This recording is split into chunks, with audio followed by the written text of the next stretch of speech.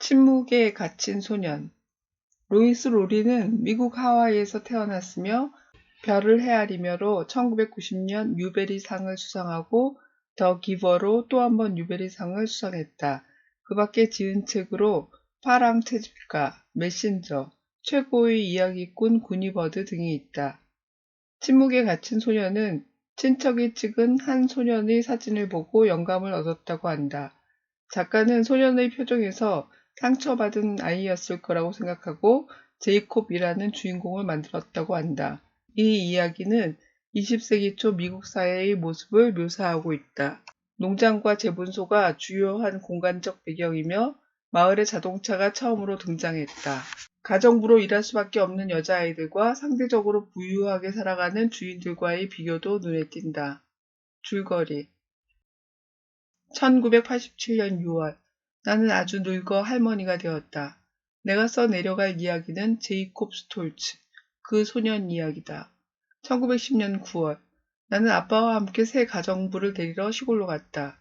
나는 막 2학년이 되었고 8살 생일을 바로 앞에 두고 있었다. 패기 스톨츠의 집은 깔끔했지만 황량했다. 패기는 아무 말도 하지 않았다.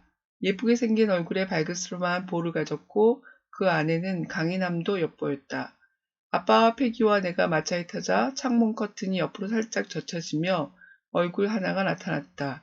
그리고 창문에 갖다 댄 손이 보였다. 나는 팔꿈치로 패기를 찌르며 창문을 가리켰다. 패기가 말했다. 제이콥이야. 제이콥은 학교에 다니지 않아. 정상이 아니거든. 나는 패기가 좋았다. 우리 이웃에는 가정부가 있는 집이 많았다. 패기의 언니 넬은 옆집 비숍신의 다락방에 살았다. 넬은 이제 막 16살이 되었지만 야망이 있었으며 비숍 부인은 그 야망을 절대 붙잡아서는 안 되는 것이라고 말했다. 패기에게서는 언니의 화려함을 찾을 수 없었다. 나는 머리가 정상이 아니라는 제이콥에 대해 궁금했다. 1910년 10월 아빠가 나를 데리고 시골에 가는 길이었는데 제이콥 스톨츠가 길가에 서 있었다. 아빠가 말했다. 패기의 동생이구나. 태워줄까? 마차에 탄 제이콥은 아빠가 말을 몰 때 내는 소리를 흉내냈다. 조금 후에는 자기 무릎에 대고 손을 움직이며 소리를 내기 시작했다. 슈다 슈다 슈다. 나는 그것이 커다란 맷돌이 곡식을 가는 소리라는 것을 알아챘다. 재분소에 도착하자 어떤 남자가 제이콥을 보고 정신 지체하야 라고 말하는 것을 들었다. 아빠가 재분소에 있는 남자를 치료하는 동안 제이콥은 맷돌 옆에서 슈다 슈다 슈다 라고 웅얼거리고 있었다. 1910년 11월 제이콥이 멀리 떨어진 우리 집까지 와서 말들을 쓰다듬었다. 패기는 제이콥이 동물을 아주 잘 돌본다고 했다. 나는 새끼 고양이를 갖고 싶어 했다. 패기가 말했다. 새끼 고양이들이 너무 많이 태어나면 제이콥이 고양이들을 익사시켜야 해. 제이콥은 착하기 때문에 그 어떤 것에도 고통을 주지 않아. 고양이들은 전혀 아프지 않아. 제이콥이 고양이들을 시냇가로 데리고 가고 잠깐이면 돼. 엄마가 임신을 했고 아빠는 나를 진료실에 데려가 아기가 어떻게 뱃속에서 자라나는지 설명해 주었다. 정말 멋진 일이었다. 1911년 2월 재분소에 끔찍한 불이 났다. 사람들은 제이콥 스톨츠에게 죄를 뒤집어 씌웠다. 다행히도 인부 중 한 사람이 담배에 불을 붙이고 난 후 불꽃이 인 것을 본 사람이 있었다. 1911년 4월 나는 스톨츠 농장으로 패기 가족을 만나러 갔다. 제이콥은 슉슉 소리를 반복했다. 스톨츠 씨는 양동이의 우유 짜는 소리라고 했다. 밖으로 나가니 제이콥의 개가 보였다. 녀석의 엄마가 새끼들을 낳다가 죽었고 다른 강아지들도 다 죽었다고 했다. 제이콥이 하루에 10번은 천을 우유에 적셔서 빨아먹을 수 있게 해서 살아남았다고 했다. 패기는 양에 대해서도 말해주었다. 저 작은 양은 태어났을 때 어미가 받아들이지 않았어. 젖을 주는 어미가 없으면 양은 죽어. 제이콥은 젖을 줄 수 있는 어미 양을 찾아서 젖을 주게 했어. 어미가 자기 새끼로 받아들일 때까지 시간이 걸려서 제대로 자라지 못했지만 이제 잘 자랄 거야. 제이콥은 내게 새끼 고양이를 주었다. 패기가 제이콥에게 말했다. 캐티가 너 때문에 행복해졌어. 집에 돌아왔을 때 놀랍게도 요람의 아기가 있었다. 여동생 메리다. 1911년 5월 패기의 언니 네리 A는 비숍 폴이다. 넬은 언제나 가슴에 뭔가 다른 것을 가지고 있었다. 넬은 쉬는 목요일에 패기처럼 도서관에 가지 않고 가방을 흔들며 시내로 갔다. 화장을 하고 남자들을 만난다고 했다. 나는 비숍시 헛간에서 우연히 그들과 마주쳤다.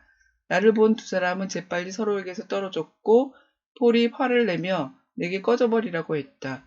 뭔가 잘못되고 위험하다는 느낌이었다. 1911년 7월 아빠는 제이콥이 늘 털모자를 쓰는 이유를 습관이라고 했다. 내가 자신을 보호하고 싶은 기분이요. 제 생각엔 그게 제이콥에게 필요한 느낌인 것 같아요. 라고 하자 아빠도 맞는 것 같다고 말했다. 1911년 8월 비숍씨는 우리 마을에서 처음으로 자동차를 샀다. 넬은 7월에 갑자기 비숍씨 집을 떠났다. 지난주에는 비숍씨가 폴에게 소리를 질렀고 폴은 문을 꽝 닫고 나갔다고 했다. 아빠는 어쩌면 폴의 아빠가 그래서 차를 산 것 같다고 했다. 1911년 9월 나는 3학년이 되었다. 비숍씨 집에는 새로운 가정부가 들어왔다. 오스틴의 형 폴은 고등학교의 마지막 해였지만 떠나버렸다. 기차를 타고 기숙학교로 떠났다. 작년에는 수두를 알아 생일 파티를 하지 못했다. 이번엔 생일 파티를 하고 싶고 난 제이콥을 초대하고 싶었다. 하지만 엄마는 같은 반 친구들만 된다고 했다. 1911년 10월 오늘 내 생일에 패기는 급하게 집으로 불려갔다. 어젯밤에 나를 찾아온 제이콥은 소리를 냈는데 울고 있는 것인지도 몰랐다. 즐거운 생일 파티로 제이콥이 슬프게 나를 찾아왔던 일을 까마득하게 잊어버렸다. 한밤중에 전화벨 소리가 들렸고 제이콥은 생소하고도 끔찍한 방법으로 내 인생에 다시 들어왔다. 비숍씨가 자동차에 시동을 걸고 떠났고 이어서 아빠도 마차를 타고 출발했다. 스톨츠 농장에 문제가 있어. 도움이 필요해. 그게 엄마가 말한 전부였다. 엄마 침대에서 잠들었다가 새벽녘 엄마의 끔찍한 울음소리를 들었다. 엄마는 메리를 나에게 밀어놓고는 말했다. 메리를 잘 봐, 잘 보살펴라. 그리고 메리 방에는 가지 말고 약속해. 아기 방에는 들어가지 않는다고. 나는 엄마 말대로 했다. 메리 방에 들어가지 않았다. 하지만 문을 열고 들여다보았다. 그리고 알게 되었다. 엄마가 그곳에서 본 것을 나도 보았기 때문이다. 1911년 11월 나는 메리가 자고 있을 때 몰래 빠져나와 마구간으로 갔다. 그곳에서 제이콥을 찾았다. 제이콥은 몸을 웅크리고 있었다. 넬이 아기를 가졌던 거야. 그렇지? 넬은 아기를 원하지 않고 받아들이지 않았어. 젖을 주지 않았던 거야. 일찍 태어난 거야? 아주 작았겠지. 제이콥은 고양이 소리를 냈다. 아기는 새끼 고양이 같아. 넌 갓 태어난 고양이들을 시냇가로 데리고 갔어. 아기에게도 그렇게 했니, 제이콥? 그때 제이콥이 거칠게 울부짖고는 내 손에서 어깨를 뺐다. 그때 아빠가 왔다. 캐티, 이제 제이콥을 데리고 가야 한다. 나는 아빠에게 말했다. 해치려 했던 게 아니에요, 아빠. 아빠는 법정에서 가려질 거라고 했다. 하지만 아빠, 난 정말 알아요. 내가 메리 방에서 봤다고요. 빨간 머리를 보고 넬의 아기라는 걸 알았어요. 난 이걸 꼭 알아야 해요. 아기는 젖어 있었나요? 아빠는 아기의 몸이 말라 있었다고 했다. 나는 제이콥에게 말했다. 미안해, 내가 틀렸어, 제이콥. 양과 같은 거였어. 그렇지. 어미 양이 외면했지만 넌 이미 자기 아기가 있어서 젖을 줄 수 있는 좋은 엄마를 찾았잖아. 제이콥은 넬의 아기를 우리 엄마에게 데리고 와서 살리고 싶었던 것이다. 그런데 아기는 너무 작았고 밤은 너무 추운 데다가 비까지 왔다. 그리고 오는 길은 너무 멀었다. 사람들이 제이콥을 데려갈 때 내가 소리쳤다. 아빠, 제이콥 모자는 벗기지 않게 해주세요. 그때 제이콥은 14살이었다. 그 이후로 나는 머리가 이상한 소년을 보지 못했다. 의미를 찾는 질문, 결정적인 순간. 할머니가 된 캐티는 자신의 일생을 송두리째 바꿔놓은 소년의 이야기를 말한다. 그는 제이콥이다. 제이콥은 말을 하지 못했지만 맷돌이 돌아가는 소리나 고양이 울음소리를 흉내낸다. 그는 동물을 그 누구보다 잘 돌봤다. 누나 넬이 자신이 낳은 갓난 아기를 돌보지 않자 제이콥은 새끼 양을 그렇게 했듯 젖을 줄 수 있는 캐티 엄마의 집에 아기를 갖다 놓았다. 하지만 아기는 너무 약했고 길은 멀었으며 날은 추웠다. 제이콥은 잡혀갔고 재판은 보호시설인 어사일럼에 구금시켰다. 캐티는 자신의 삶이 송두리째 바뀌었다고 말했지만 어떤 변화가 있는지 설명하지는 않았다. 시간이 흘러도 결코 잊을 수 없는 인생의 결정적인 순간이라고 수려한다. 저마다 살아온 삶에는 그의 마음속에 머무는 삶의 중요한 순간이 담겨 있다. 그 경험은 한 사람의 이야기이고 그의 정체성을 이루는 중요한 요소이다. 질문입니다. 재분소에서 불이 났을 때 사람들은 제이콥이 불을 냈다고 죄를 뒤집어 씌웠습니다. 사람들이 그렇게 한 이유는 무엇인가요?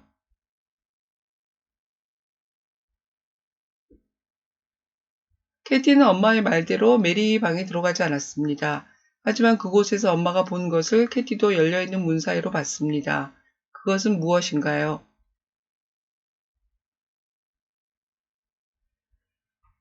캐티는 아기의 몸이 젖어 있었는지 꼭 알아야 했습니다. 왜 그것을 알아야 했을까요?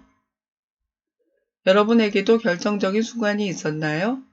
그것이 왜 결정적이라고 생각하나요? 의미를 찾는 질문, 인물에 대한 추리. 9살인 캐티는 총명하고 자신의 세계에서 일어나는 일에 높은 관심을 가지고 있다. 사람들의 행동을 보고 캐티가 추리한 사실을 다시 살펴봄으로써 추리 연습을 할 수 있다. 소설의 매력은 사람들의 마음을 알 수 있다는 것이다. 주인공들의 말과 행동, 그것을 해석하는 다른 이들의 말이나 전지적 서술을 통해 우리는 사람에 대한 공부를 할 수 있다. 책 안에서의 추리가 지금도 적용할 수 있는지 살펴보는 것은 재미있는 일이다. 6살 오스틴은 자신이 글을 읽을 수 있다고 말했고 캐티는 그 말이 진짜라고 판단했습니다. 무엇을 근거로 그렇게 생각했나요? 자매인 넬과 패기는 많이 다릅니다. 넬은 영화관을 가기 좋아하고 패기는 도서관을 좋아합니다. 그 사실로 넬과 패기에 대해 알 수 있는 것이 있나요? 캐티는 제이콥이 자신에게 고양이를 선물했을 때 제이콥이 기분이 좋다는 것을 알았습니다. 어떤 모습을 보고 그렇게 생각했나요? 패기는 가정부 일을 하면서 사소한 것들에 감동했습니다. 어떤 것에 감동을 했었나요? 캐티는 그런 패기를 보며 패기가 자신의 일을 어떻게 여긴다고 생각했나요? 캐티는 제이콥이 항상 모자를 쓰는 이유를 무엇이라고 생각했나요? 캐티는 제이콥을 마구간에서 찾았습니다. 캐티는 제이콥이 그곳에 있다는 것을 어떻게 알았나요? 여러분은 친구의 마음을 읽을 수 있나요? 무엇을 통해서 알 수 있나요? 의미를 찾는 질문, 생명을 대하는 방식. 제이콥처럼 동물을 보살피는 사람은 없다고 했다. 제이콥은 새끼 고양이들이 많이 태어나면 시냇가에 데리고 가 익사를 시킨다. 패기 말로는 고양이들이 정말 고통을 느끼지 않는다고 했다. 어미 양이 새끼 양을 외면해 젖을 주지 않으면 제이콥은 젖을 줄 수 있는 다른 어미 양에게 데리고 가 새끼 양이 젖을 먹게 한다. 질문입니다. 패기는 새끼 고양이들이 너무 많으면 제이콥이 고양이를 익사시킨다고 말했습니다. 제이콥은 어떤 고양이에게도 고통을 주지 않는다고 했습니다. 고양이를 익사시키는 것은 나쁜 일일까요? 왜 그런가요? 캐티는 제이콥에게 넬의 아기는 양과 같은 거였다고 말했습니다. 그것은 무엇을 뜻하나요? 제이콥은 갓난아기를 살리기 위해 모험을 했지만 성공하지 못했습니다. 제이콥이 한 일은 잘못한 것인가요? 왜 그런가요? 제이콥은 갓난아기에는 날씨가 춥고 거리가 멀며 아기가 약하다는 것을 몰랐습니다. 제이콥이 알지 못해서 한 행동이라면 제이콥은 용서받을 수 있나요? 왜 그런가요? 캐티의 시선으로 바라본 인물들을 탐구해 봅니다. 사람들의 표정이나 말과 행동을 통해 그들의 마음을 읽는 법을 배울 수 있습니다. 삶의 결정적인 순간이나 생명을 대하는 방식에 관해서 생각해 봅니다.